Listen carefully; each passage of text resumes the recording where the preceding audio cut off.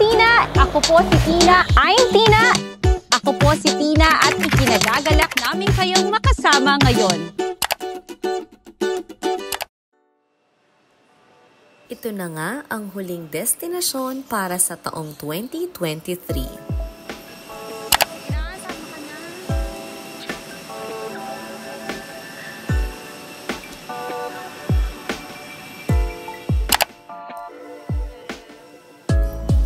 Samahan niyo ako sa aking pagbisita sa isang lugar na puno ng kasaysayan kasabay ng aking pagbalik tanaw ng aking naging buhay sa taong 2023.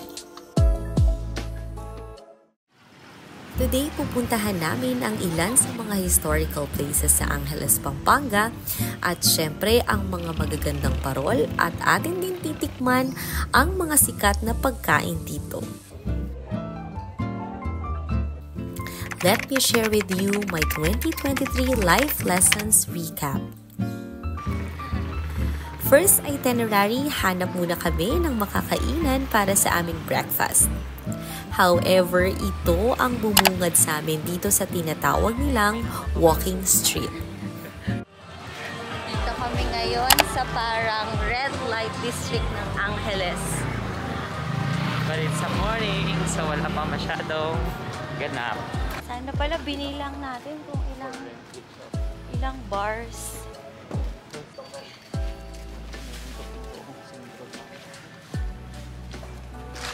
Napansin lang namin dito. Hiring nila. Wait, ayusin ko guys.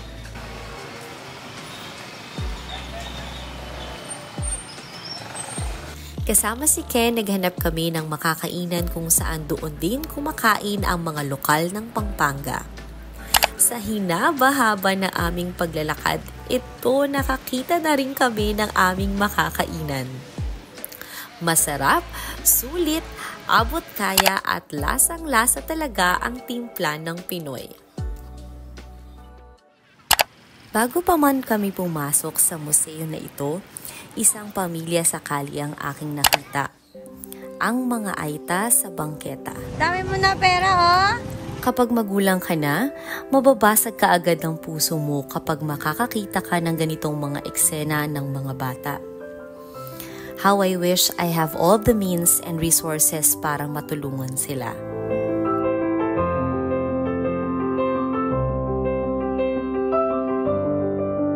Hindi talaga biro ang magtaguyod ng isang pamilya.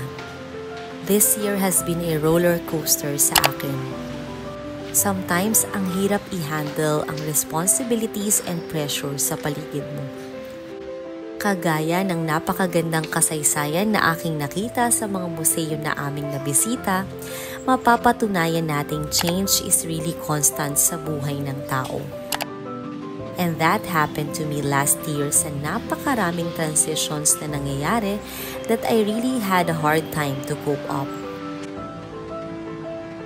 When you become a mother, you become selfless.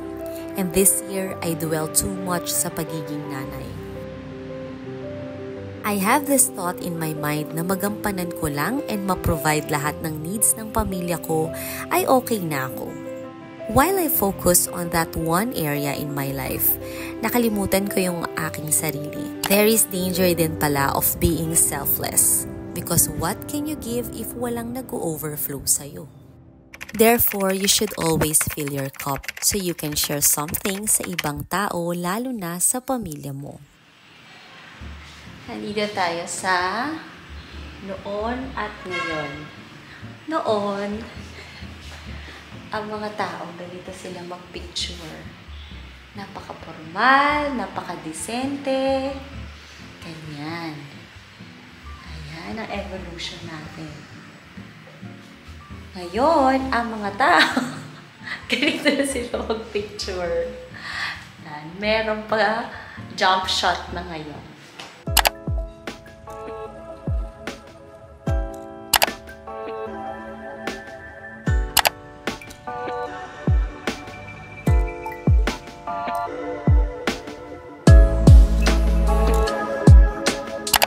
Bilang isang babae, generally we deal so many emotions like guilt feelings, lalo na kapag nanay ka na, that makes you forget to make time for your self needs. Yung lahat ibibigay mo para sa pamilya mo. Tapos makikita mo yung sarili mo na pagod ka na. Feeling mo ubos ka na at wala nang natira para sa sarili mo. Nakaka-relate ka rin ba? If umabot ka sa part ng video na ito, comment down below the emojis that best describes your feeling right now. Breathing. Merong mga pinyana. This year, maraming moments where I feel alone and people around me do not understand my core, where I am coming from. So many times that I really want to give up because I felt really tired and my situation becomes a cycle. Just imagine kung sumuko rin ang mga ninuno natin na ipaglaban ang ating mga karapatan. Hindi natin makakamit ang kalayaan na ating tinatamasa ngayon. The freedom and rich culture that we have right now gives us purpose and significance of our existence. Kaya naman, if there's an opportunity, I want to travel to see other parts of the world. Observe, appreciate things so I can see the bigger picture of life. Work from home somehow makes your world contained and routinary. Kaya naman travel becomes my self-therapy, self-care, and to give time to feel myself and my existence. Before, when I travel, I always look forward to shopping and finding pasalubong for family and friends. But now, it's really more on me time, contemplating and enjoying everything around me.